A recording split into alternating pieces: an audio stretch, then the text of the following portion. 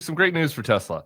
The Trump administration is set to purchase $400 million worth of armored Tesla vehicles, according to a new State Department document detailing procurement for fiscal year 2025. After reports circulated Wednesday of, got to shout out Drop Site News for having being first to the punch on this. The State Department changed the document, and now it says the federal contract is for $400 million worth of armored electric vehicles. No, Tesla's name has been removed. So I have a couple questions. I have a serious question for you about the corruption that is taking over our government. But I also, like, as the non-woke former Republican here, I've got to say, why are we even doing like French electric vehicles at all? Like, what is the deal with this? Like, what if our armored vehicles are in a place where there are no charging stations? Shouldn't we have fucking gas? Shouldn't we have Ford F-350s? Shouldn't we have like real American gas guzzling armored vehicles? Not this hippie shit. So anyway, 2-part question. I don't know which to tackle first, Tim. The grift, right? Do you remember when it was like, oh, he might be building a Trump Tower in Abu Dhabi? Like, nobody even bothers to disguise it. And I do think, unlike Trump, right? People like the con man in Trump. I feel like that's why in some ways he was elected, because he cuts corners and does his own shit. Yeah. People do not feel the same way about Elon Musk. And Elon Musk standing there in the Oval Office with his child as a prop and like pretending that he's president and tinkering around in payroll systems and, you know, using his like teen dream Doge crew to gut the federal government I do not think that passes by without the American public, without it ruffling their feathers. And I say that as someone who spent, you know, some time in DC last week in front of the Treasury Department where there was a large protest and there was no talk about Trump. It was all focused on Elon Musk.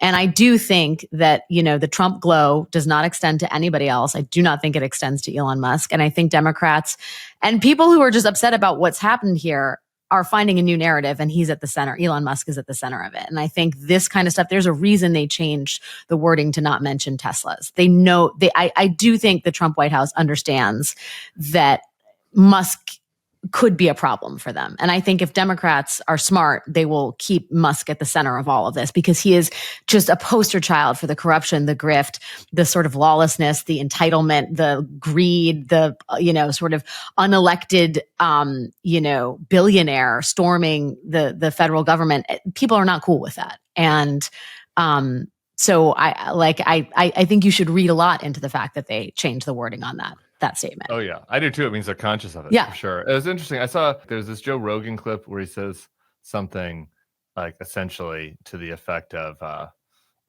you know, Elon's too rich to grift. Yes. This other thing about Elon's going to steal everybody's money.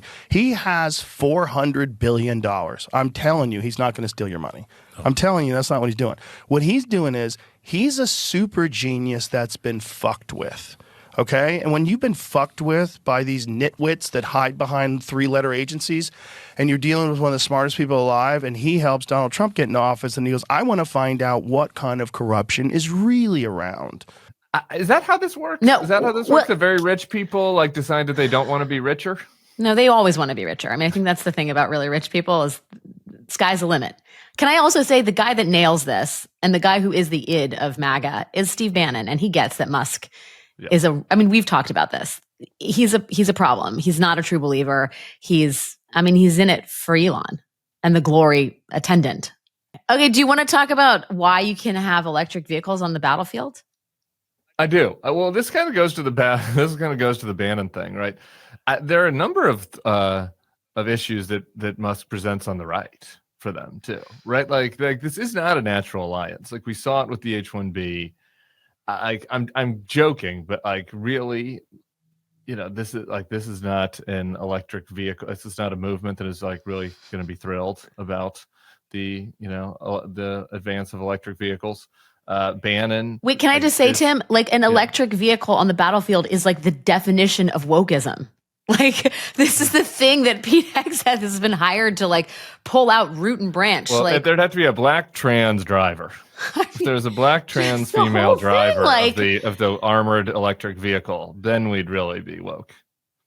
The whole thing, none of it.